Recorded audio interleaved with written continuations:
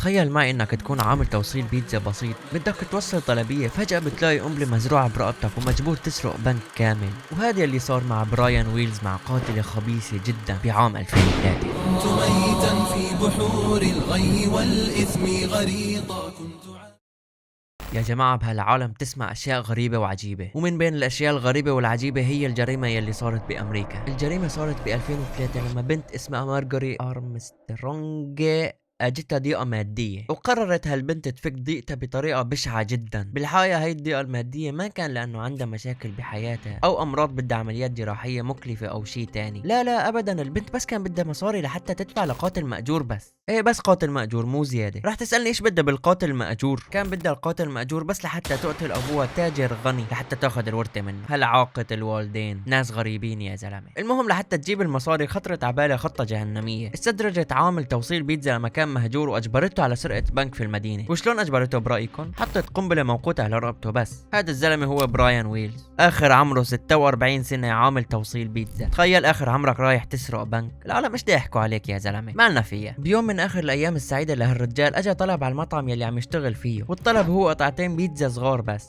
والزلمة كان خالص دوامه، اجى دا يوصلهم. قالوا له لك روح على البيت، قال لا بده يوصلهم. لك يا ابن الحلال روح ارتاح ببيتك، لا بده يوصلهم. قالوا له خلص خدهم، وراح على منطقة معزولة ما فيها غير ابراج راديو. واسمعوا يلي صار، لانه ما عاش ليحكي يلي صار معه، انما الكاميرات هي يلي فرجتنا كل شيء. فجأة الكاميرات بتشوفه بالبنك ومعه عكازة، وتحت الكنزة في شيء منفوخ. لا مو كرشو هدي. الناس فكروا انه هاد جهاز عادي، بس طلعت قنبلة موقوتة ملفوفة حوالين رقبته وصدره. والعكازة يلي معه انتم فاكرينها مشان يتعكز عليها. لا حبيبي، قلت لك القصة غريبة وكلها غموض. العكازة هي سلاح عطاه اياها شخصين مشان يهدد فيها صاحب البنك. الزلمة بامان الله دخل على البنك، عطى للموظف ورقة مكتوب عليها معي قنبلة اعطيني 250 ألف دولار هلا. طبعا الموظف توتر، حط حالك محله. قال له والله البنك تبعنا لسه عم نقول يلا ولساتنا على قد الحال. طلع برياني من البنك واخذ المصاري ونجحت السرقه وخلصت القصه.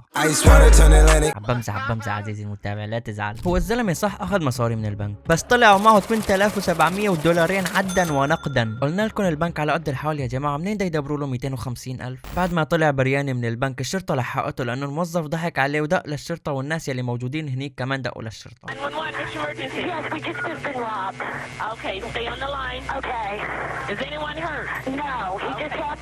بعد ما مسكوه تركوه مربوط وشلفوه بالشارع، لانه باي لحظه ممكن تنفجر القنبله. تواصلوا مع فرقه تفكيك القنابل، بس كالعاده الصحافه وصلت قبل وصوروه شلون مشلوف بالشارع هيك. ما بتستحي على حالك؟ 46 سنه عم تسرق بنك يا زلمه. سمعان حدا بينكم عم يقول لي إيه هو مجبور اصلا؟ هو حسب روايه الشرطه لما كان مشلوف بالشارع كان عم يقول لهم انا بريء ومجبور على السرقه، وبده الشرطه تفكك القنبله، بس فرقه التفكيك تاخرت وتفجرت القنبله.